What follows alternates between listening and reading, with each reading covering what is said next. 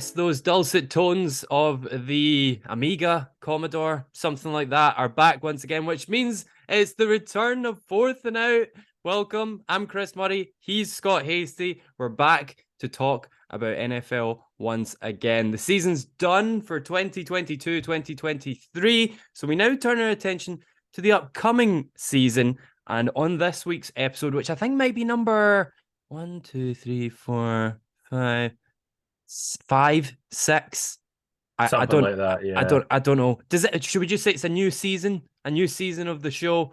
On this, the first episode of the new season of the show, we are going to attempt to predict who will be the starting quarterback for each of the NFL's 32 teams. Scott, thank you for joining me. It's been almost 2 years to the day since the start of Fourth and Out when Muffins caught that all-important touchdown in the end zone. And yeah, it's been a fun season in 2022. Let's start with the most recent game. This is the first time in a long time that I've not been with you for the Super Bowl. And yeah, we really just saw this one person stand out and put themselves out there on a national scale, an international scale. What did you make of the coming out party of Rihanna?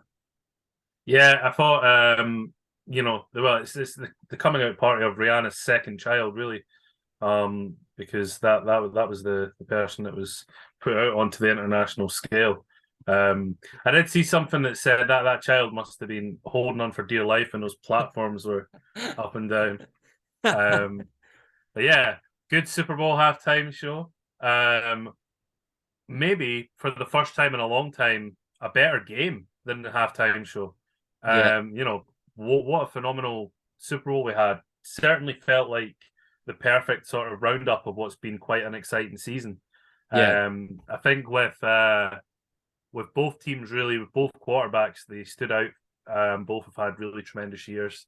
And both the Chiefs and the Eagles have come at football a very, very different way. Chiefs have built a team for the past couple of years, and it all paid off. Whereas the Chiefs have just paid a player and given them a bunch of misfit toys, and it all paid off. So it was a fantastic game. We can only pray and hope that we have as good a Super Bowl this coming year. yeah. I couldn't agree more. It was the first time since the last time the Eagles won the Super Bowl that we had the both number one teams playing each other in the Super Bowl. I remember that Eagles Patriots game as a neutral, like officially a neutral. Obviously, I have leaning tendencies towards all Tom Brady teams. As a neutral, that game was fantastic. And then here we are with another two neutral teams for me, which was fantastic again. The conversation will go on for days, weeks, and months about missed calls. But, I'm not too bothered. I think there was maybe a missed call on the helmet to helmet on the first play, which, if you're going to miss a call, then miss the first play of the whole game. And then, of course, the holding call to end the game, a lot of people think shouldn't have been called. But I guarantee you we would be talking way more about it if it didn't get called than if it did. So I'm happy that it did. And yeah, it was the third highest scoring Super Bowl ever, which is just brilliant. And all in all, a very fun game. But yes, now that means we're officially in the wasteland. We're in the off season. No NFL now until, I don't know, preseason starts again in like August. So we got a long time to figure out where some dominoes will fall. So I have rebooked the top 1, 2, 3, 4, 5, 6, 7, 8. 11 of the top 14 quarterback free agents. I have rebooked elsewhere. Pack your bags, such and such, because you're moving to a new home. I should point out officially, according to some website I used, one of the top 10 quarterbacks that's a free agent this season is Mason Rudolph. I have not rebooked him. He just has a dash next to his name and then a space, but that's for later in the show. So we're going to go around all of the divisions. And in this episode, we're going to start with the AFC. We're going to take you across the country. We're going to go through every single team. We're going to look at where they were last year a little bit. But most importantly, we're going to tell you who will be playing quarterback for them this year. And we're going to start in the AFC East. Of course, Let's just do them in alphabetical order. Or should we do? I've written them down in an order, which is no, it's actually clearly not alphabetical order. Maybe this is the order that they finished in their divisions. Yeah, that looks about right. Right, let's go with that. So we're going to start in the AFC East with the Buffalo Bills.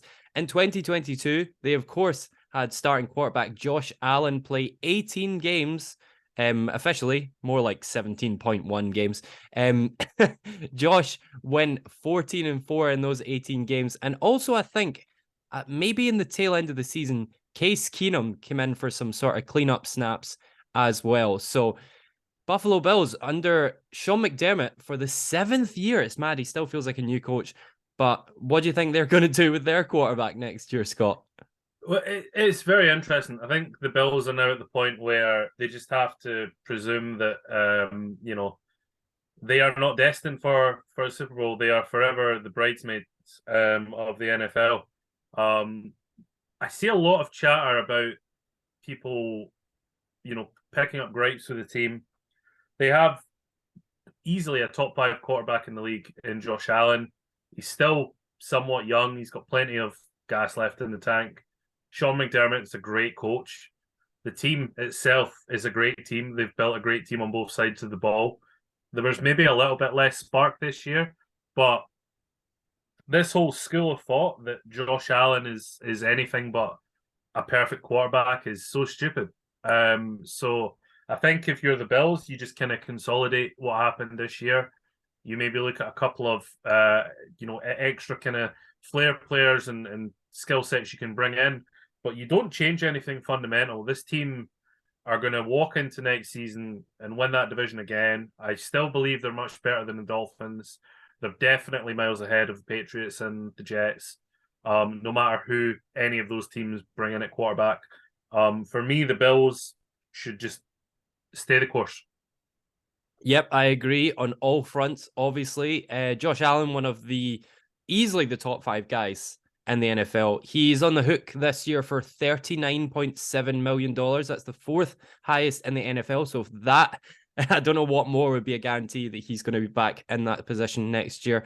He had his 3rd straight season with over 4,000 yards passing, 35 throwing touchdowns, and 6 rushing touchdowns. You just don't get those type of numbers from like many players in the NFL. I think that's a number that is done by about 3 or 4 players this year. He had a 63.3% completion percentage this year, which is actually the exact same as 2021. It's not, the weird thing is it's not only below average, it's actually bottom 10 in the list of like qualifying quarterbacks that played a whole season this year. I think it's a list of 34. I think there is more pressure on him this year. You saw yourself when Bills got beat by the Bengals. Like, first of all, when the Bills lost to the Bengals in the playoffs, I think everyone I was with was just like, how did that happen? But then it made sense when you look at the sort of coming out party we've had of Joe Burrow. I think this offseason that we're in right now, I think Bills stars will start to sort of leave in free agency, chasing like a better deal. Like maybe not the Chiefs, but maybe these teams that are going to come through this season that have lots of money. I think this is going to be one of those years where Josh will have to prove it all. He'll just have to put the whole team on his back. And it'll be like what Mahomes did this year. It'll just be basically about Mahomes balling out and it's all running through Allen.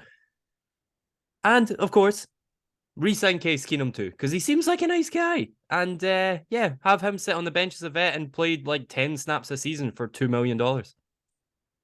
We roll on now to 2nd-year head coach Mike McDaniel at the helm of the Miami Dolphins. Now, it was a really interesting year for the Dolphins in 2022. Started with very much the coming out party of Tua Tagovailoa. He played 13 games this year, going 8-5.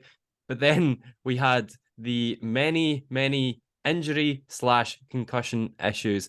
Started out, I think it was in week 3 with the back spasms. I say this in quotation marks because I thought it was back spasms. Scott doesn't. Scott thinks it was a covered up concussion.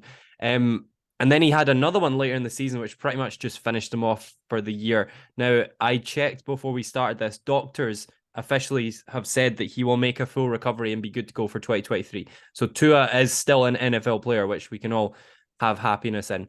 For outside of those 13 games, Skylar Thompson came in for 3, going 1-2. And Teddy Bridgewater even got a game for them as well, but didn't win either of his 2 games. So what do you think's happening with the Dolphins, Scott? Dolphins are an interesting team. I, I am one of those people that do believe that the treatment that Tua got last season, which some of it, to be fair, was self-inflicted. He wanted to play. He, argued his way back into coming back into the team, be it the 2 or 3 times that there were kind of scares. I think that needs to be watched. I think that Tua's had a really tough time in the NFL, and it's not his fault. Be it through injuries or be it through the fact that Miami's fan base just never seem to have loved him. They're if he doesn't ball out one week, they will. The tweets are horrendous. Honestly, the stuff that Miami's fans say is horrible. I think he's a terrific talent. They've built a really, really solid offense around him. And McDaniel's clearly talented. If he's managed to get 9 wins out of there and get that team towards the playoffs, and that's it's good. I think they could be a playoff team as we move into next year. I think, and we'd all hope that Tua will be a big part of that. We'd all hope that the team that they've built around them, especially with Waddle and Tyreek Hill, will be a big part of that. They're a really, really exciting team when they're at their best. I just worry about the longevity of the Dolphins. And yeah, I think this coming year we will see a good Dolphins team who will be pushing for the playoffs with Tua at center. I like it, and I agree. Dolphins this season just need to spend a ton of cash protecting him.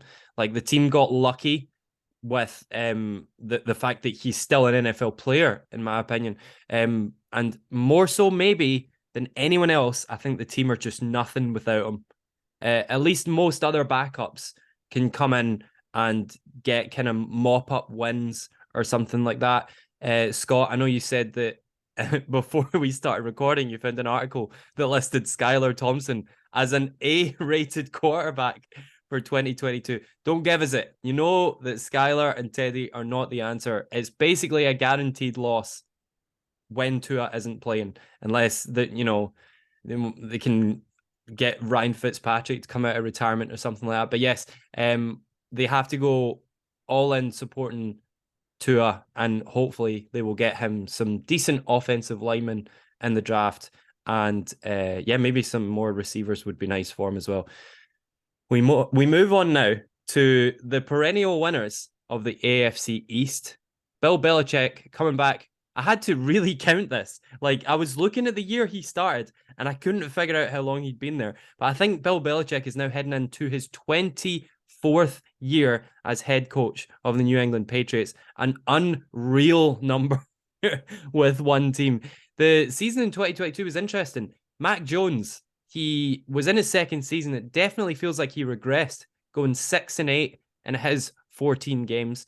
Outside of him, you had 2 other quarterbacks come in. Brian Hoyer had 1, but he couldn't win. And then Bailey Zappi, who everyone just kind of loved. He was so much fun, and he won both of his games in 2022 as well. So, Scott, I think this is the first real contentious one we've spoken about. Is this the year that the Patriots move on from Mac Jones, or are you keeping him? It is interesting. It is also very, very cool that Double B's heading into his 24th year. I was speaking to friend of the show, Callum Presswood, this morning, and we were discussing what it could be like at the end of this coming season. And I think the best thing that could happen for football is that the Patriots have a bad year, the Chiefs win the Super Bowl again, and Brady, sitting on the outskirts in his commentary box, says, "Oh, this dynasty can't stand. Let's roll this back." And then we get in Bill Belichick's 25th year, we get BB and TB back again to kill the Chiefs. How great would that be a fantasy storyline? But fantasy storylines aside, it's anything but fantasy happening down in New England right now. I think Mac Jones, when he came into the NFL, they all called him NFL ready. That doesn't necessarily mean NFL good. And I think in his first year, there was a lot of I think there was a lot of luck at play there. I think he probably looked better than he actually is. And he's been kind of shown up in year 2. I don't think there's a lot there. Mac Jones is not the future starting quarterback, franchise quarterback of any team. He's never going to be that, in my opinion. Zappy, great fun, great name, sounds like a Pokemon.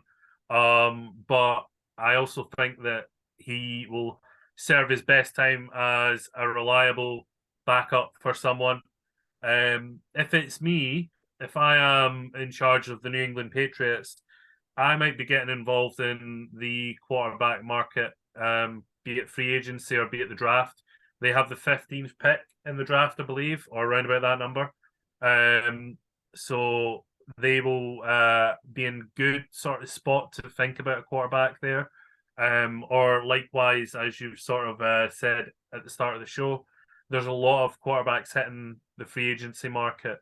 Could you imagine how exciting it would be to have someone like Baker Mayfield at the helm of a Bill Belichick team? That could be interesting. I really, really think that they will stick with Jones for year 3, but I don't think he's going to do anything. And I think at the end of this year, they should think of moving on. I like that. I like the mention of Baker. I think he'll be coming up on the show very soon. I think I agree with everything you've said. I think that Mac definitely didn't look very good last season at all. However, here's my caveat. I think that heading into his 3rd season, this will be his sort of prove it year. I feel like he really dropped off in his 2nd year, but he also lost Josh McDaniels in that time, who I think as a head coach is probably awful, but as a coordinator is probably brilliant. And of course, not only that, but in 2022, his offensive coordinator technically was Matt Patricia, who we also know is quite awful. So I'm like giving him the benefit of the doubt here. The other exciting thing about this is Bill Belichick has gone out and gotten a name almost specifically for Mac Jones. And I'm quite excited about it. He has brought in Bill O'Brien to be, I think his title is quarterbacks coach. So he's basically brought in a guy to explicitly work with Mac Jones. And Bill O'Brien was previously at the Patriots in 2007 through 2011, during which they made the Super Bowl twice, albeit the Patriots lost both games to the Giants. He then went to the Texans, who, like, genuinely up until that point just weren't a franchise. They were just propping up the 32. And in 2012 through to 2016, he took them to 2018, I should say, took them to 4 playoff appearances in 6 years, including 2 wins. So I have really high hopes for Bill O'Brien. He was one of those guys that I think just kind of walked away from the NFL for a bit. And now he's back. I think he's going to really help Jones to get better this season. I might go so far as to say Mac Jones will lead the Patriots to a winning record this season. Probably not enough for the division, because as we know, Josh Allen will be amazing, but he could find himself around about the 6th or 7th seed heading into next season, which is terrifying for people who are fans of teams like the Pittsburgh Steelers and the Baltimore Ravens. Anyway, shall we go on to the Jets? They are led by Robert Saleh now, of course, in his 3rd year after coming over from the Chiefs. Was it the Chiefs that he was the OC for? Saleh was at the 49ers. 49ers, yeah, because it was the year that the 49ers played the Chiefs. Yeah, interesting season for the Jets. They had just about everyone have a go. Zach Wilson was your primary main man, played 9 games, won 5, lost 4. Flacco was in there as well. Our boy, Joe just getting a game again. Played 4, won 1. And of course, Mike effing White played 4 and won 1 as well. They also had a guy called Chris Streveler come in for a couple of mop-up snaps. I couldn't really find when this was, so his name's just there. But yes, right, fantasy booking time. Scott, who will be the quarterback of the Jets in 2023? The Jets are really, really interesting. I think if you are a quarter, well, I mean, the first thing I'll say is the Jets for the next 50 years are going to have great draft picks because they're historically terrible. So if they wanted to, they could grab one of the 4 draftable round one quarterbacks that are looking like they're going to be on the market there. But I don't think they will. I think Salah has looked at Zach Wilson and thought, nope, done with this. I need a guy. I need a veteran. I need someone in here that knows what they're doing. And for some reason, he's not looking at Flacco. He, all jokes aside, I think that the Jets are going to go into the free agency window. I do think there's substance to two names here, which is Aaron Rodgers and Derek Carr.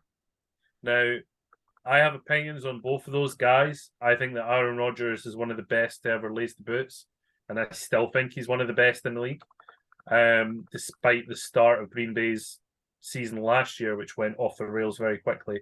But you look towards the end of that season and he was on fire. This is a guy who won 2 MVPs in the past 3 years. So yeah, I think Rodgers, wherever he lands, have landed a tremendous player.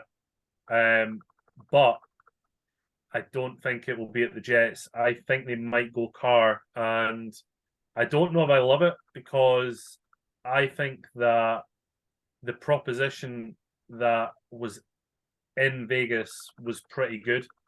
Carr did not have that difficult a job with the team that was around him in Vegas, and he still did not perform. And when we get on to Vegas later, I'll say I think it was his fault. So I think Carr's hitting the free agency window because he's not good enough. And I don't know that a team like the Jets, who have all these young stars, genuinely, that team is so exciting. You look at all of the voting for the rookies and young players in the leagues, and they have most of them. They've got Sauce Gardner, they've got Garrett Wilson up at wide receiver. They've got a couple of good young running backs on that team. The team is stacked, and I'm pretty sure they've still got money left to bring more people in. So, yeah, I think it's going to be Carr. But what I wanted to mention is Mike White maybe a sleeper for week one starting? Because if they do bring someone in, or even if they don't, then I think Mike White maybe has a future with this team. I don't think he's the guy for it, but I think it wouldn't be the biggest surprise in the world if he starts week one for the Jets. The interesting thing about it is Mike White isn't officially signed to the Jets for this season. They would have to go and get him. And he is number 14 of 14 of my top available quarterbacks for the 2023 season. But I agree. I'm not sure about week one, but I definitely see him coming back to the Jets. This is where we get mental, Scott. This is where we start knocking some dominoes over. All signs for the New York Jets point to Jimmy Garoppolo. But not for me, right? That doesn't work with my agenda elsewhere. So here's one for you. What are the Jets, right? They're a media conglomerate. They have all the spotlight on them all the time. They have all these beat writers that are always talking crap about them all the time. They've got such a huge spotlight on them. They're also, as you mentioned, with Sauce Gardner, Wilson, they're a team of bad boys. So they need the baddest of the boys to come to their team just for a full career resurgence. He had some moments of brilliance in his previous life, including one of the best NFL games I've ever seen between the Ravens and the Browns. It was the day that Lamar went to the toilet and came back to win the game. This man then went to the Panthers, but the Panthers tried to ruin him, and it wasn't going to be. They lost him his brilliant adverts, but they didn't lose his smile, because then he went to the Rams. He balled out in that one game that was absolutely amazing to watch. And I'm going to say, bring Baker Mayfield to the Jets. He's just the type of arsehole to just really thrive in the environment that is New York. And, he's not going to start 18 games for them. Bring him in to work with Wilson, with White, but probably with a new guy that the Jets will draft. I think that I'm somewhere between Mike White re-signing and them going in the draft. But I think Baker, Wilson, and another guy Mayfield is just the type of guy to help lead those guys forward.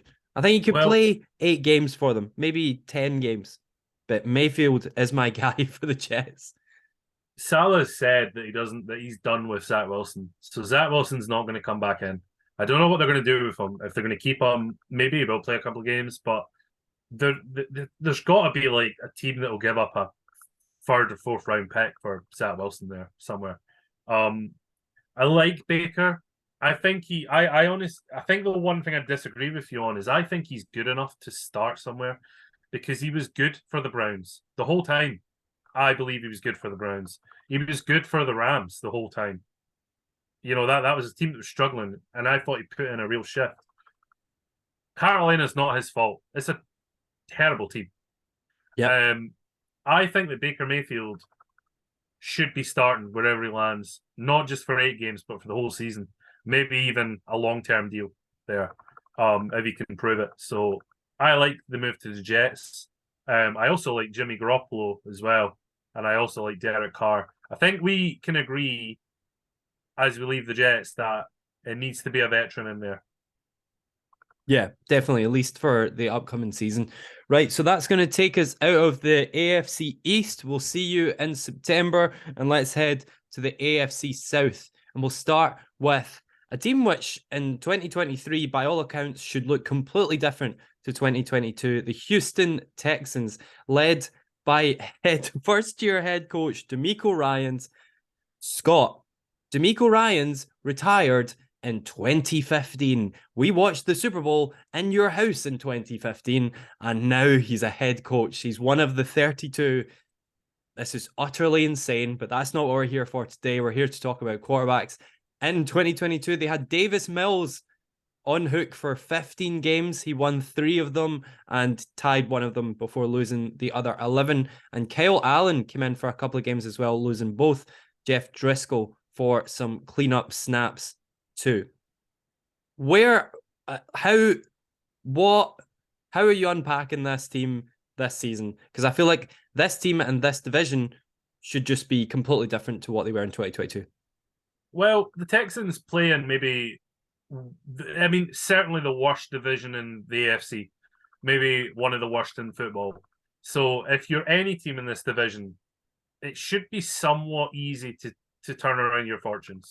You can be the second best team in this division by getting just a wee bit better, in my opinion. And I think this quarterback room, there's nothing stand out in it, but there are worse quarterback rooms in the NFL for me. I think with Davis Mills, he's so interesting because he's equally terrible and also does better than you think he should do. He's obviously still on his rookie deal as well, which helps. I think that Houston are going to go through the draft. I think that DeMeco Ryans is going to come in and try and build something new. They've built up for years on the defensive side of the ball. They've got enough chips there. They've got the number 2 pick in the draft. There's chat about them potentially moving up to number 1, which might sound mental because why would you move up one spot? But the Bears at 1 are not going to take a quarterback, and there's a handful of teams behind the Texans who are almost certainly going to take a quarterback, including their divisional rival, the Colts. So the chat is that the Texans may move up to 1, not need to give up a lot, and guarantee that the Colts don't land their target. And the target that I've heard is Bryce Young. This is going to be the name in this draft in terms of quarterbacks, the main dude. Bryce Young is probably going to be going number 1. Another name to watch is Will Levis from Kentucky. The NFL teams will sometimes do this weird thing where even though there's a clear number 1 guy, they'll all talk themselves into thinking that another one of those guys should be the guy. And the chat is that Will Levis might be that guy that gets talked into being the guy this year. However, without a shadow of a doubt, it should be Bryce Young. And I think that's where the Texans are going to go at 2 or number 1. If they don't get Bryce Young, there's also CJ Stroud from Ohio State, and there's Will Levis. They're certainly going to go a rookie quarterback here, and he will start week 1, unless Dougie Mills decides to have an extended stay. We'll see. I think the Texans are going to be better this year, but then it's not hard to be better than 3-11. So maybe we look at 5 or 6 wins. I like that. That's good. As you know, I hate rookie quarterbacks. So none of my picks, I didn't allow myself to have any like rookie quarterbacks starting week 1. Maybe like week 6 or what was it for Kenny Pickett? I think it was like week 5. It's fine Yeah, by but that nobody's. stage. Some franchises don't have the you know The options. they'll rush right in. So let's get some names on the table here. I want Houston Texans to go out and get Derek Carr. And here's why. What's Derek Carr's middle name? Dallas. Where is Dallas near? Houston. Boom. Tick. Texans have 2 first-round picks, 6 picks in the top 100, and 12 overall. And That's insane. Derek Carr wouldn't cost any of them because you might have seen it's just came out. Derek Carr has been released by the Raiders. So you don't need to trade for him. You just need to throw lots of money at him. So bring him in and let him build the team around himself. Houston aren't like major contenders heading into this season, but neither is Derek Carr. This could be the chance for all of them to prove themselves. We just need a full reboot. You need to turn Derek Carr upside down, flip the switch on his back, and then flip it back on again, and then do the same with the whole franchise. You could even draft a quarterback as well and keep both. I think Derek Carr would be a great mentor to some new young guy, and then just basically bin everything else from 2022, which is kind of what they're doing already. Here's why I think it's a dead cert. Listen to this quote from Derek Carr talking about the Texans the year he was drafted. When I was getting drafted, I wanted to go there. They didn't pick me first overall, but I did think maybe 33rd. I was heartbroken when they passed over that, but it is what it is. It's time to mend a broken heart, bring Derek Carr home. And my last question to you, Scott, is where did Derek Carr's brother play in the NFL? The Houston Texans. Do it. It's good. It's real good. Okay. I'd be okay with that. I do think that if they didn't have Davis Mills already on the books, I could see them going into free agency and bringing someone in to help with Bryce Young or whoever it is they do draft. They are 100% drafting a quarterback. Yep. But yeah, we shall see. I think Davis Mills will be that handover guy, but maybe they will bring someone in like Carr who can hand it over. That rolls us on nicely to another first-year head coach who is so first year that I haven't really figured out how to say his name yet. Is it Shane Steichen? Steichen is correct, yeah. Steichen, the new head coach of the Indianapolis Colts in 2022. They had, 2 head coaches, both of whom I have forgotten the name of. Jeff Saturday, of course, closed out the season when Frank Reich opened and then he was sacked, and Jeff Saturday came in as probably the best cover teacher of all time. Yep. So in that year, they had Matt Ryan down for 12 games, who went, I think, 4-7-1 in that time. They also had Sam Ellinger, which always reminds me of Principal Dondelinger from Homer's year at high school and The Simpsons. And they also had Nick Foles, both of whom went 0-5 in their 5 games. But what did the Colts do this season? Is Matt Ryan still going to be there? The Colts are so interesting, man. I think they're, since I've been watching the NFL, I've always had a soft spot for the Colts. I've always seen them as they should be a good team. Some teams for me, I just accept are bad. The Houston Texans are just inherently bad. But the Colts should be a good team, and it makes me sad that they're not. But they genuinely might be the worst team in the league. This past year, I would struggle to pick a worser team. I would hope that the new coach is going to come in with some great ideas. I don't know a lot about him, but obviously the Eagles just had a really exciting year, so you'd hope that he'd bring a lot of that over with him. Matt Ryan was such a disappointment. I think that when the team brought him in, they wanted Matt Stafford-ness out of him, and it just didn't happen, which is a real shame because Matt Ryan has been a piece of furniture in this league since I've been watching it. and there's not another quarterback that deserves a ring more that doesn't have one probably. But it's not going to happen. I think the Matt Ryan experiment's over, and the team should probably think about cutting him. I don't know what the dead cap space looks like, but they should think about it. Nick Foles is not the answer. Sam Ehlinger is certainly not the answer. The answer, once again, lies in the draft. And interestingly enough, it's quite clear where they want to go because I've got a lot of time for their owner, Jim Irsay, because he will just say things. He's the one that's been very vocal about Dan Snyder being an arsehole and kicking him out of the league, which is great. But he's also, during a press conference recently, in which Chris Ballard, the GM, had to try and walk it back. Jim Irsay said that he quite fancied the Colts jumping up to 1 to take Bryce Young. It's quite funny for an owner just to come out with that. So I think that's probably going to be the plan there. If they don't manage to land him, then Will Levis is probably going to be the name. Again, another one of the rookies. I think next year, to be honest, the Colts are still going to stink. So I think 4 or 5 wins, and kind of like what the Jaguars were like 2 seasons ago when they had their first year with T-Law, is what I would hope the Colts would be looking for this coming year.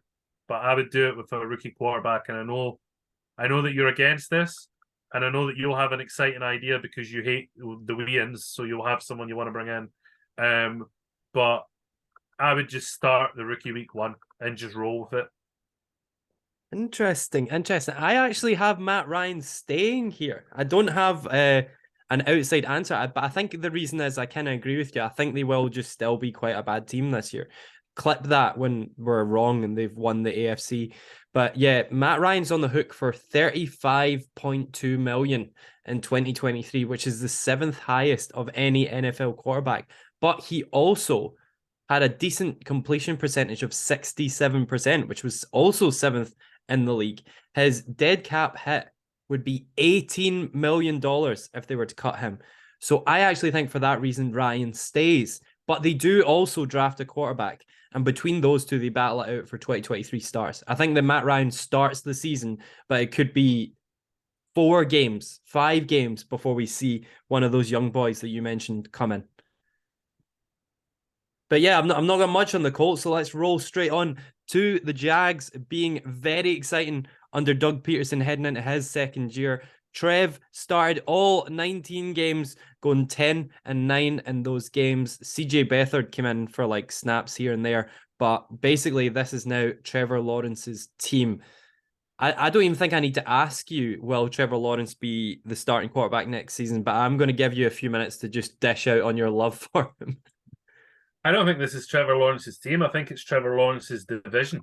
I can't see anyone touching him for the next bunch of years, to be honest. A lot of people would have T-Law as in their top 5 quarterbacks in the league. He's not quite there for me just yet, but I think it's probably inevitable. I think if you're the Jags, you just roll into next year and just do the same as you did. You can certainly do better than 10-9. And I would hope that with, another year's experience on it there, a couple of players come in the draft or through free agency that can help. I think this team might be real. Maybe dark horses for the AFC next year. But yeah, easy divisional winners. We'll see how they cope in the playoffs. I think that Trevor Lawrence is one of those guys that you could really see just realistically beating, Joe Burrow, Patrick Mahomes, like Josh Allen at some point next season, if they're playing each other, obviously, in the regular season or in the postseason. Yeah, Trevor Lawrence really came out of his shell in his second season. He had the most wins of his career, highest completion percentage, most yards, most touchdown, highest passer rating, most rushing touchdowns. This division has, in the course of the last 12 months, just sort of fell to its knees. And so I think that in 2023, I see like a decent divisional victory for Trevor Lawrence and the Jags. Whether or not they can keep up with the other teams in the playoffs, but I could see like very much so Final Four, dark horse AFC contender. really exciting time. So that leaves us one last team in the AFC South. We head to the Tennessee Texans under Mike Vrabel for the sixth Tennessee time. Texans. Tennessee Texans, that was said. Tennessee Titans. I've got Texans on the brain. I've got Derek Carr on the brain. So yes, they're heading into their sixth season with former Pittsburgh Steeler Mike Vrabel. Last year was an interesting one. They had Ryan Tannehill for 12 games, who only went 6-6 in those games. They also turned to Malik Willis at one point, but he only went 1-2. And then, of course, when both were injured towards the end of the season, former Pittsburgh Steeler Josh Dobbs played for 2 games and lost both. What's going to happen in 2023 for the Titans? I really like Vrabel. I've got a lot of time for him. I think he's one of the coolest dudes in the league. I don't want things to go sour. I worry things might go sour unless he changes things this offseason. I think that this is one of the worst quarterback rooms in the league. I know that you don't have agendas because you're a well-rounded person, but also a bit boring. However, I've had an agenda for years on Ryan Tannehill. I don't think he's a good quarterback. I'm not quite sure he's good enough to be a starter at a lot of teams, and certainly a team of the Titans' stature that have been pushing for playoffs and pushing for more for the past 4 or 5 years since Vrabel's been there. Really, I think they should have a better quarterback than Tannehill. Tannehill hits the free agency market this year, I believe.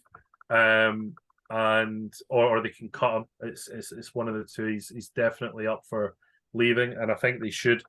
I think it's the end of the road for Tannehill with me. Malik Willis came in. I was quite excited about them drafting him. But I don't think anybody had a worse sort of introduction in terms of the rookie quarterbacks from last year. I don't think anybody had a worse sort of introduction to the league, which was a bit of a shame. So I think that the Titans are really a quarterback needy team. I don't think someone like Carr would be an upgrade. I don't think A-Rod would like the project. Maybe a Jimmy Garoppolo would be a good fit here for me. Someone who can come in and actually do something with this team. The team do not have a lot of weapons. They've obviously got Derek Henry, but that is the start and end of this offense, really. So I would hope that the Titans would go into the draft and get a couple of weapons, be it tight ends or wide receivers, for the quarterback that will be starting next year. They need this team to be more attractive for incoming QBs, but I do think it will be an incoming free agent, and this is where I'm going to put Jimmy Garoppolo. Oh, that's nice. I like that. Finally, some dominoes are starting to fall. So you have Jimmy at the Titans. You mentioned there about some of the numbers for Ryan Tannehill. One number that I did not realize at all. How old do you think Tannehill is? Probably 31, 32. At the start of the 2023 season, Ryan Tannehill will be 35, which is mental. Wow. He's just like snuck through into probably the back nine of his career. So he has one of the biggest salaries for this season. He's on the hook for $36.5 million in 2023, which is the 5th highest in the NFL. And his dead cap hit, now that we are past the 6th of January, is $18.9 million. So I think very much so Ryan Tannehill will be on the Titans books for the 2023 season. And I think they are kind of hooked with that financial situation to try him out as a starter. But I think this is much like Matt Ryan. I think he could end up becoming a very highly paid backup. However, I don't know if I know what the answer is. Malik Willis didn't really flash. He didn't have any promise in those 3 games. And people kind of were actively like, wow, he did not look good in those games. So maybe this is a draft one for me. But I do think that officially week 1, that Tannehill will be the starter. So I'm going to lock that in. But I like that Jimmy's on the move, the best looking guy in the NFL. Yes. We shall see what happens with that. Right, Scott, we're going home. Take me home, country roads. We're going to the AFC North, and we're going to start with your lot. John Harbaugh heading into his 16th season with the Ravens. He had Lamar for 12 games last year, going 8-4 in that time. Then the best backup in the whole NFL played for 5 as well, going 2-3. Tyler Huntley, my guy. And even at the end of the season, you had Anthony Brown coming in for a game as well, which he wasn't able to win. Scott, bizarrely, this is the section I've written the most on. But I'm excited. My font is a lot smaller in this box than it is elsewhere. Okay, so answer the You go question. first, please, please. I'd, Which I'd love you to go first.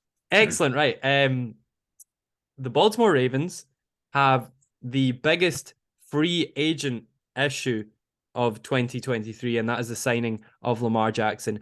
They have to throw absolutely every penny they have at him to make him stay. He is 15-9 in his last 2 seasons. 15-9, that's like not a very good number. He was 13-2 in his first full season in the NFL in 2019 or 20. But I still don't see him going anywhere. He's one of the, and you can tell it really breaks my heart to say this. Lamar Jackson is one of the stars of the NFL. He's one of the faces of the NFL, and he's the only player. And I don't think this is an overstatement. He's the only player of the top 200 free agents this year, quarterback or otherwise, who could walk into every single NFL team and have some sort of impact. You could put him on the Chiefs tomorrow and people would just be like, what's happening? How do we deal with these two? You could put him on the worst team in the NFL and he'd drag them to 6 wins or something like that. That's the type of player that he is. So he definitely has to stay with the Ravens. I don't know if this is the year that they get the big, long extension contract done, but at the very worst, he has to play on that exclusive franchise tag, which is going to be about, I think it's like $60 million this year. Thankfully, my guy Tyler Huntley is also a restricted free agent this year. So it means that Ravens, I think, get first shout. If anyone makes an offer to Huntley, they can be like, oh, well, we'll give him that and he'll have to stay. So that's exactly what they need to do. And Scott, I'll ask you to tell me what percentage confidence you are that Lamar is staying, because John Harbaugh has said he is 200% certain. 200%. Brilliant. I am not quite 200%. I would put my likelihood at about 70, I think. I'd put my likelihood on both Lamar and Snoop at 70. I'll talk Huntley first because it's easy. As you say, he's a restricted free agent. Because he's a Pro Bowler as well, which is mad. That also means that there's something in there where basically, if any team does take him off our hands, we get good compensation for him. I thought you were going to say draft picks. I thought you were going to say who if anyone takes him off us, we get a Pro Bowler in return. But it's like the kicker or something like that. Yeah, long snapper. But no, I'm quite confident that Huntley will come back. I just don't think that. I think he's in an interesting place of not quite being good enough for any team to throw a substantial amount of money at him. But he's also a very good player for us, so we'll take him back gladly. Lamar is so interesting. I've been listening to a lot of podcasts and interviews on this. I Google it every single day. I've spent a lot of time on this. The interesting thing about Lamar is that this deal is not simple. This deal and the hold up, there's a lot of chat that the team and Lamar are about 100 million apart. That isn't quite strictly correct. The 100 million apart is on guaranteed money. And this deal is going to be so important because it might set the precedent for the NFL moving forward. In other sports, players get guaranteed money contracts all the time, but in the NFL, they don't. Especially in the quarterback, market. The only player that's had a guaranteed contract is Deshaun Watson, which is why Deshaun Watson's deal has thrown this league into disarray, and it's why all the owners hate the Browns for fucking doing that deal. Because if Watson goes down injured, he still earns that amount of money.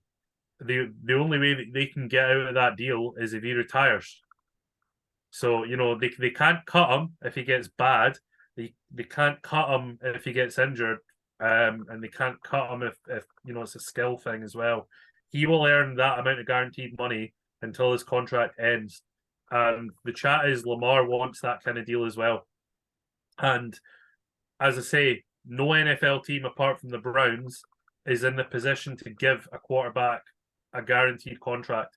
So whatever happens here, if Lamar gets his guaranteed contract, which is maybe where it's headed, then we'll start to see the same with Burrow. We'll start to see the same with Jalen Hurts. We'll start to see the same with Justin Herbert.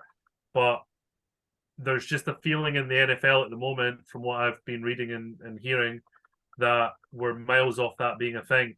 So this Lamar issue might roll on. The problem is if it does roll on to the franchise tag window, we're obviously going to slap the exclusive franchise tag on them, which means that teams would need to give us a hell of a lot because of the deals with Russell Wilson and also Watson, where both of them have went for more than 2 first-round picks. If we put a non-exclusive tag on Lamar Jackson, it would not be worth our time because he's worth more than Russell Wilson and Deshaun Watson. So only getting 2 first-round picks back would be a bad deal for us. That's why we can't do the non-exclusive tag. But if we do put the exclusive tag on, our cap room goes from being quite healthy at something like 20 million over, which means that we can actually get in a great wide receiver for him finally. DeAndre Hopkins is being rumored. Like, how amazing would that be? You know, it's like the one missing piece from that offense.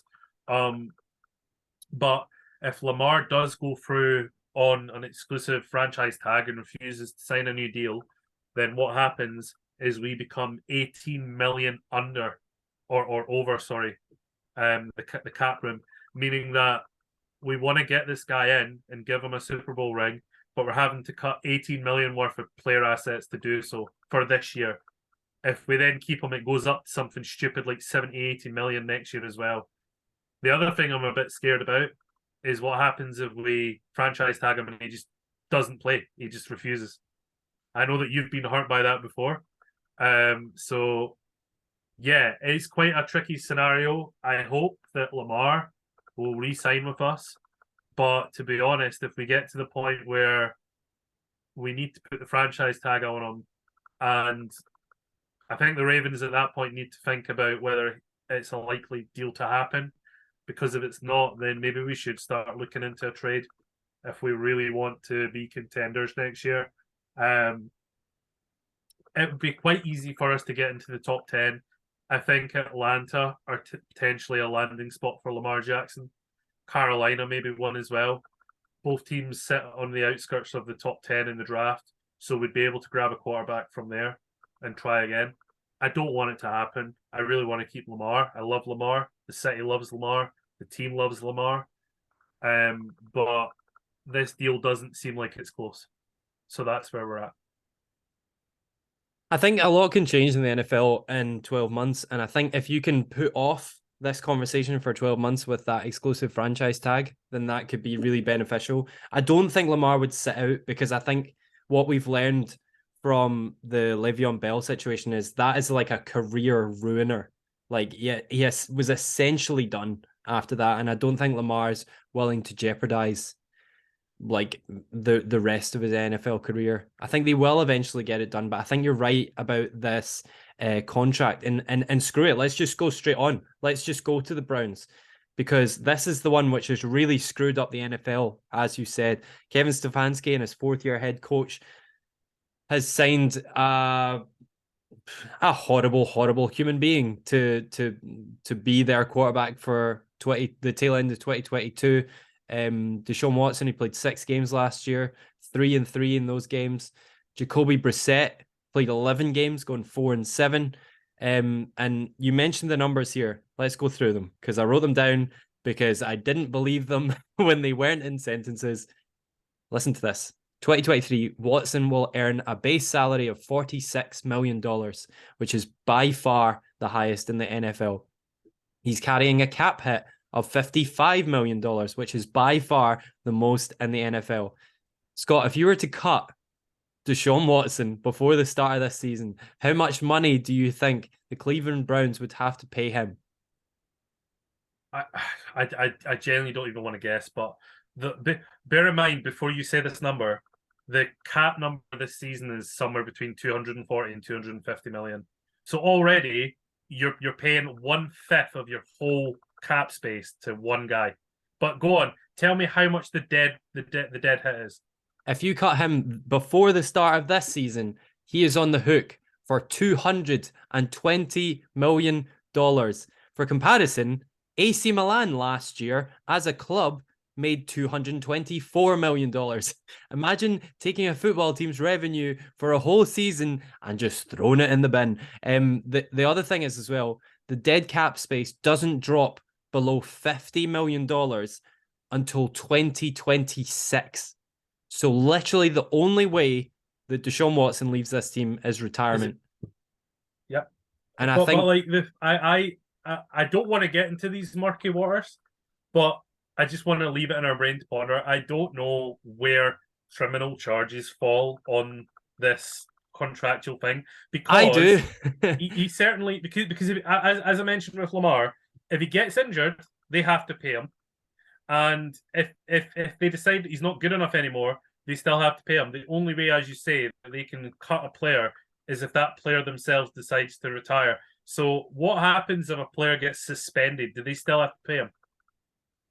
Contract notes from Deshaun Watson from sportrac.com, SPOTRAC.com. 230 million guaranteed. That is a signing bonus for when he signed the contract, plus his 22 salary, 23 salary, 24 salary, 25 salary, 26 salary. He has 44.965 million signing bonus.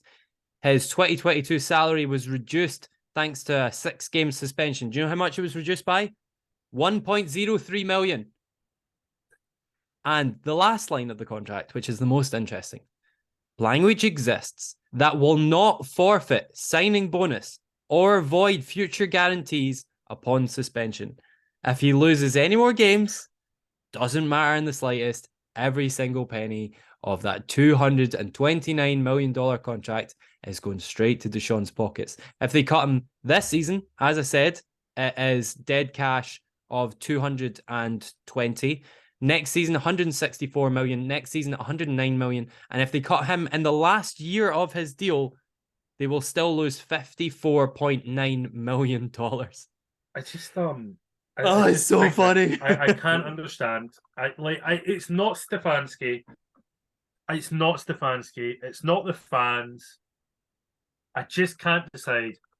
I can't understand how a team has decided to do this deal and think it's a good thing. Like, what would they think? Like, nobody's willing to offer a guaranteed contract like that to a star pupil like Mahomes or Burrow. So why does Deshaun Watson get it? It's the dumbest deal in NFL history, and it's snookered this team for the future. They are going to start losing their stars starting from this year, because they're not going to be able to pay for people like Myles Garrett, re-signing, or Denzel Ward or Amari Cooper whenever that comes up. They're going to start losing big stars, and all you've got left is Watson. It's fine. It's, you know what? I shouldn't be mad. It's good. We know who's going to be bottom of the AFC North for the next 3 or 4 years. It's all good. The funny thing is, as well, is like we didn't really even see the full effect of this in 2022. His cap hit was only $10 million in 2022, which is below average for a good NFL quarterback. That rises to 54 this year. So it's just going to be so funny to watch. But hey, he's got $229 million in the bank. That's $1 million for every woman he's assaulted.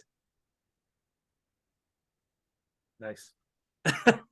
Right, let's move on. Oh, by the way, I should say, keep Jacoby Brissett, because you're going to need him and he's going to get some game time this season. Big fan of Brissett. It's all good. Love Brissett. Get him out of that fucking hellfire. Save that man. Right. Let's do. We didn't do the Bengals. This is one of the shorter conversations because, of course, Joe Burrow started all 19 games for the Bengals in 2022. He's into his fifth year, the team are into their fifth year under Zach Taylor. I'll go first here. He had the second best completion percentage in the league at 68%.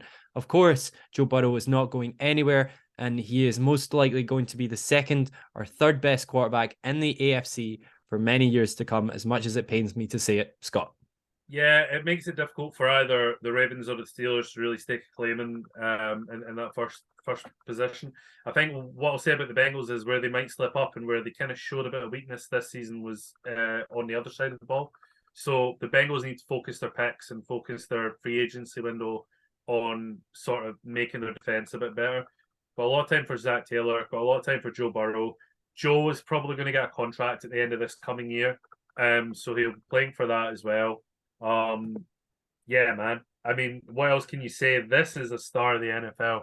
This is a guy that you think that you'd happily put up on posters He's great. He's great in every possible way. Yeah, Go, Joe. I'm happy that Steelers scraped by them in the last second of overtime in the first game of the 2022 season. But yeah, that's your ceiling last year, isn't it? Is getting to within a field goal of beating the Super Bowl champions. Like that's what they did in 2022, and they were dangerously close to going all the way once again. I'm terrified for this division for the foreseeable future. But yes, we roll on to my guys, the Pittsburgh Steelers, heading into their 17th year under the man Mike Tomlin, the best guy in the Pittsburgh Steelers, of course. He got 12 games out of Kenny Pickett last season.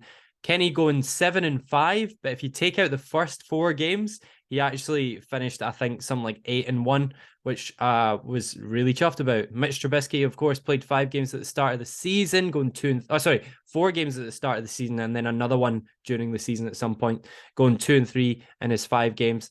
Really easy for me. This is probably it going forward. I said earlier, I think Mason Rudolph finally gets dumped because he's finally a free agent, so they don't need to find a home for him. They can just let him go. If there's any veterans hanging about who would like to be third string, I think that could be fun. I don't think they're going to draft a quarterback. And this is the room I'm happy to roll with. I said last year, and I know I got it slightly wrong, but I will say it again. I hope that Mitch Trubisky has a good career in the NFL. I hope he gets paid for many years to come.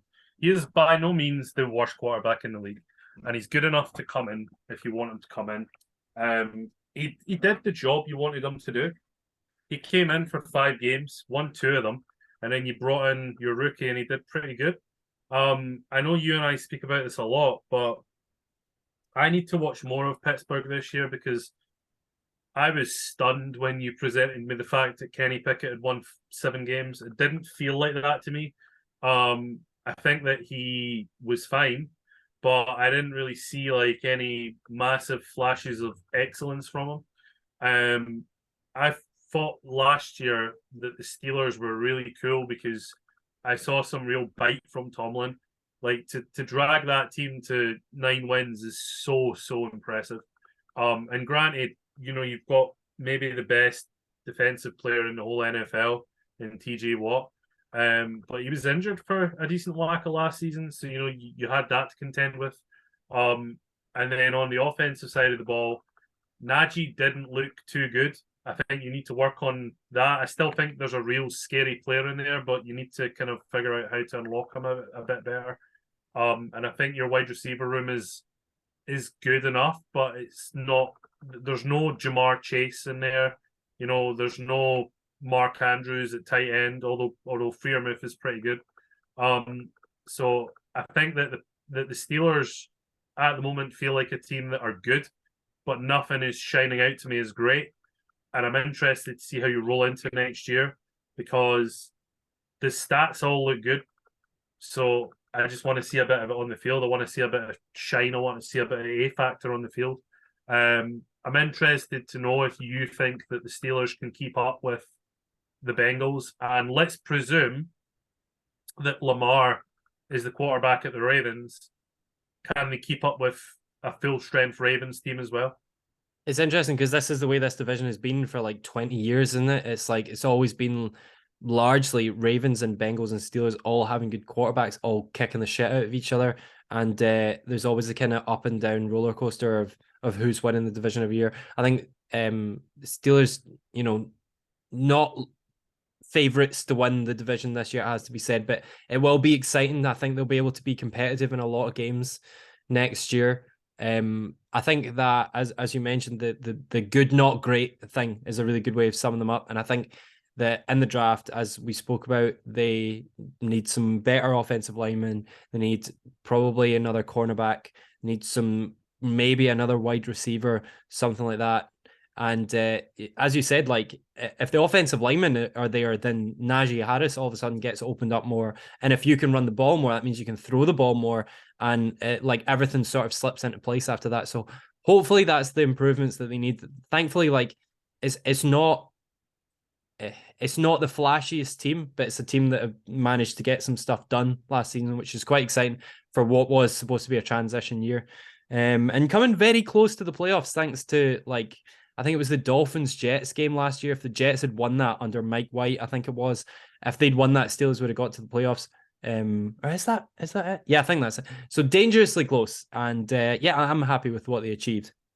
So let's get to the last division in the AFC. We have not covered the AFC West yet. We have lots of interesting moves going on in this division, and we'll start with probably the best coaching move that has happened in the NFL offseason. Sean Payton is the new head coach of the Denver Broncos. This is so exciting. He last year, well, not him, but his team last year had Russell Wilson under center, who somehow went 4-11 in 15 games, the worst season of his career by far. Brett Rypien came in for a Rypien. Let's go Rypien. Brett Rypien came in for 2 games and managed to win one of them. Now, it does look very much like, thanks to the contract that Scott mentioned earlier, that Wilson will be the starting quarterback. But how do you see this one panning out? Yeah, I'm shocked that Rypien got a win. Fair play. Yeah, I think with the Broncos, it's annoying for a couple of reasons. The first one is if Sean Payton sat waiting on a gig coming up, right? He wants to get back into it. You were the coach of this insane team that almost a dynasty if the Patriots weren't around.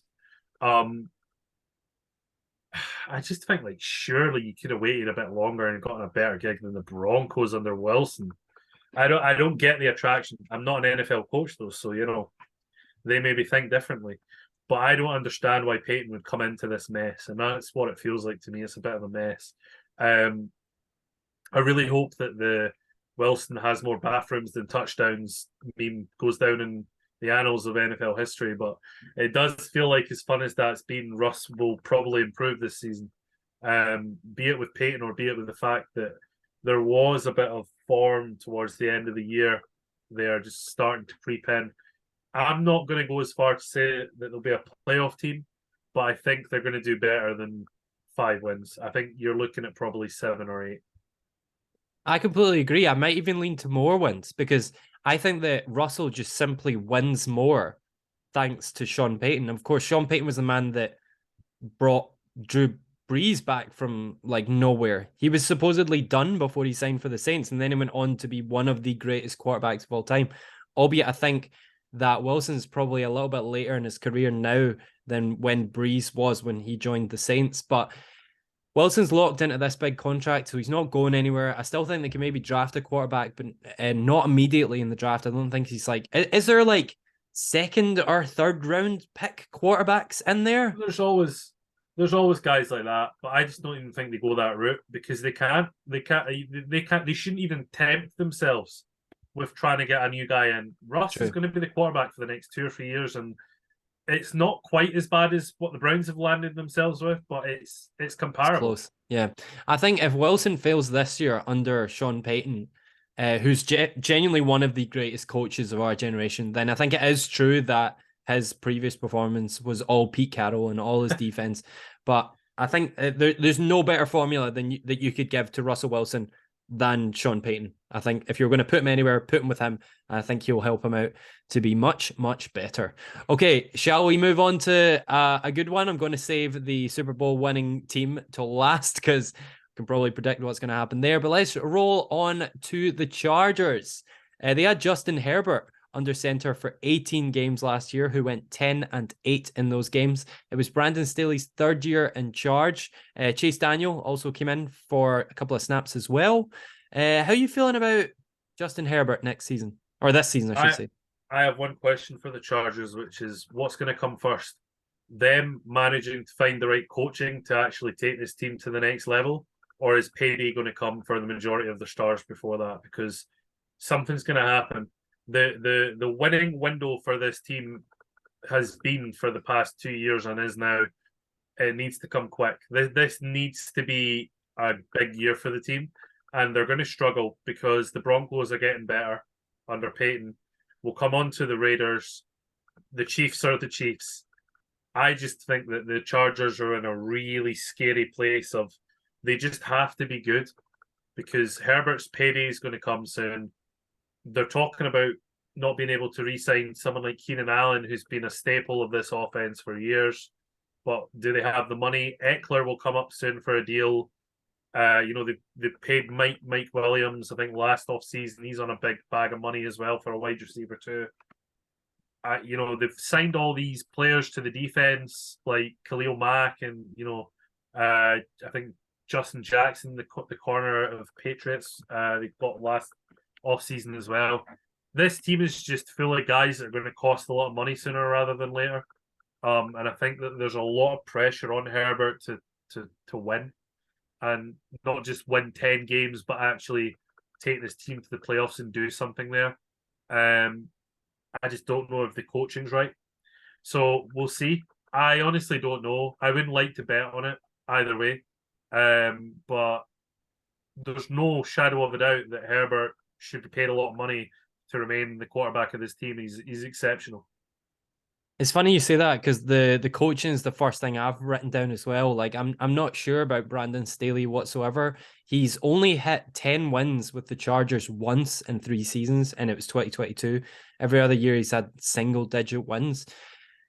I really tried to dive into Herbert's numbers this year to try and get like a read on him. So he had 67.7% completion percentage, which is 5th in the league, which is great, right? Top 5 quarterback.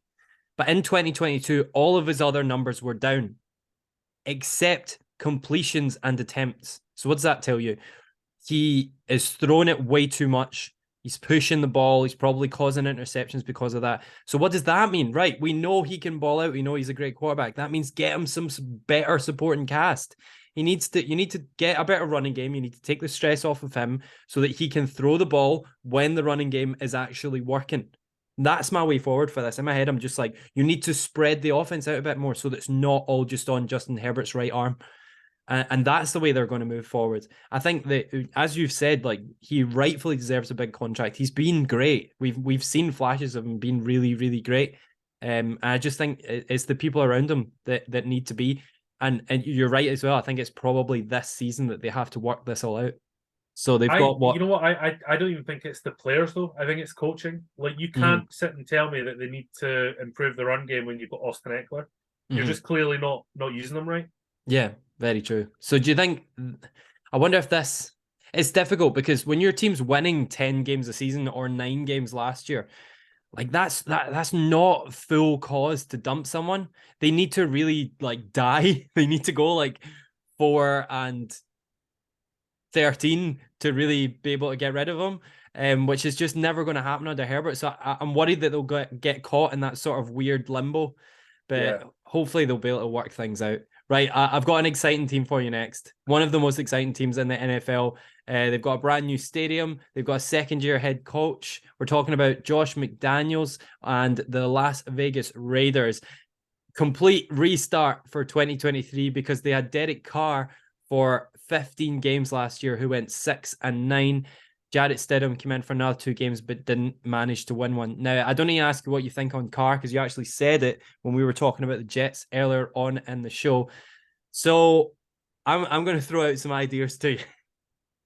So Derek Carr's numbers were all down on 2021 when he had what was largely considered a career year.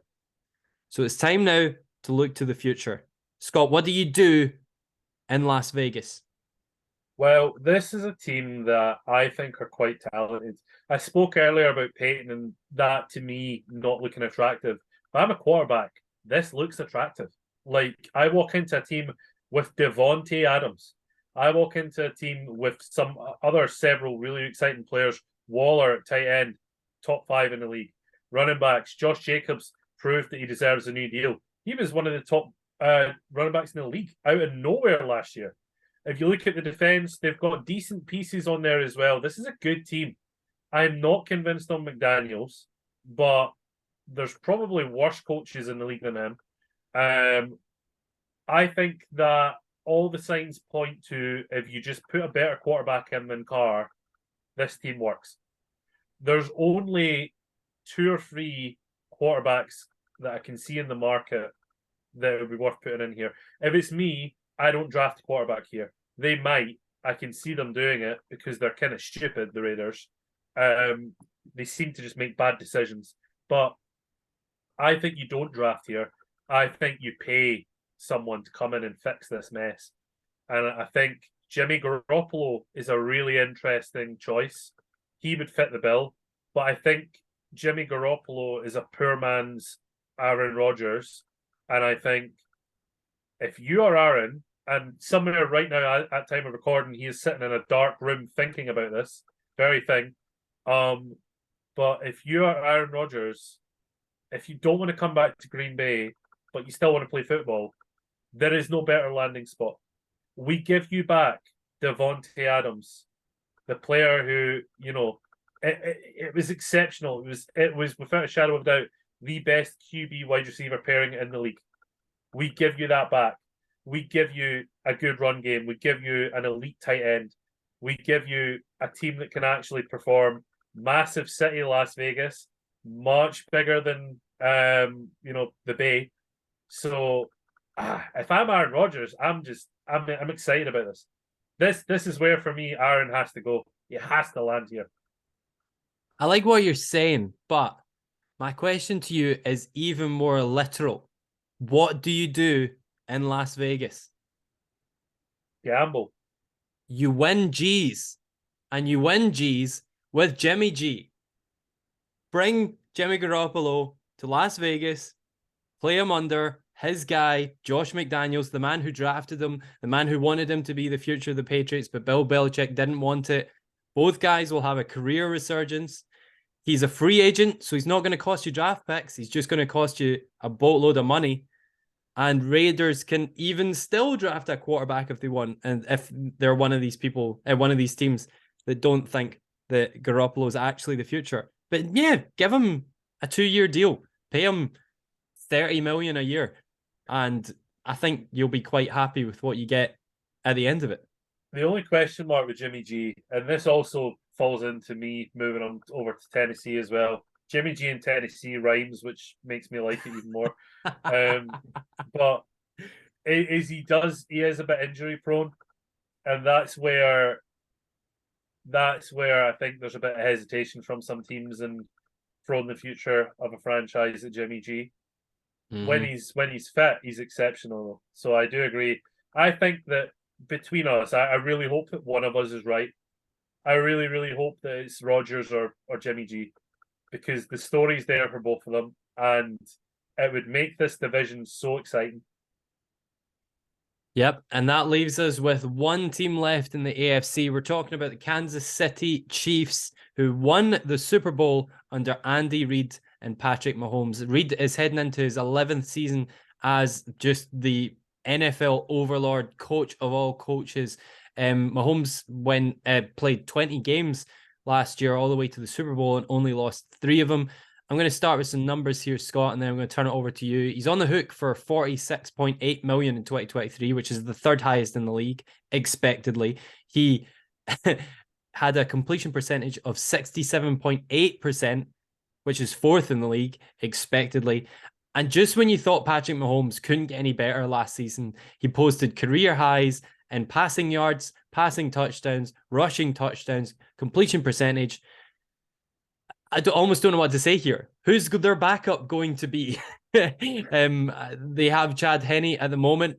I am going to send you the 6th best free agent quarterback to sit behind Patrick Mahomes at the Kansas City Chiefs. And I'm going to say, Andy Reid, go out and get Teddy Bridgewater.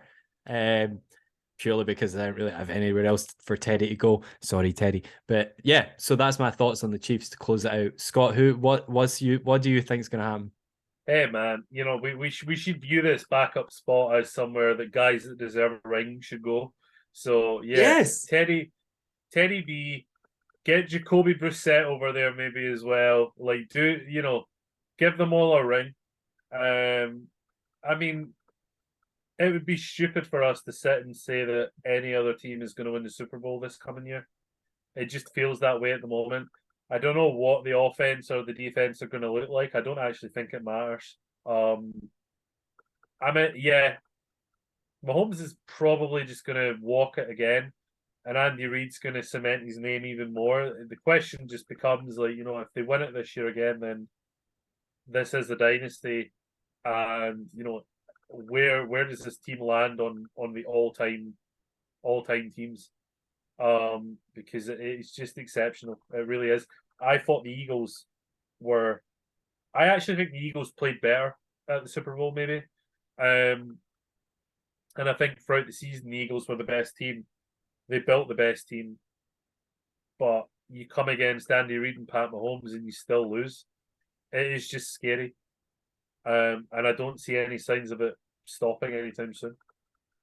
Yep, I agree. I think the Eagles were the better team on the night, but Chiefs were the team that had the better fluke plays, and that was what won them the Super Bowl. And that's completely fine. It doesn't matter how you get the points, it's just that you got more points than the other team. And yeah, that pretty much wraps us up for the AFC. We have booked some really interesting quarterbacks into some really interesting places for 2023.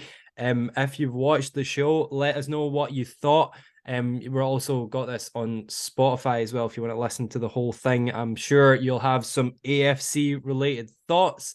Join us next time because we're going to come back and we're going to do the exact same thing for the NFC. We've got some interesting moves and that aside as well. A huge hole left in Tampa Bay with the retirement of Tom Brady. We've both also put Jimmy Garoppolo over to the AFC, so we've got a big hole at San Francisco as well. We'll dive into all of that in the next episode. Scott, thank you so much for your 16 spots you've picked already. All good. Very much enjoyed it. Looking forward to doing the NFC next. Let's roll. We shall head for the NFC, but for now, Muffins, play us out.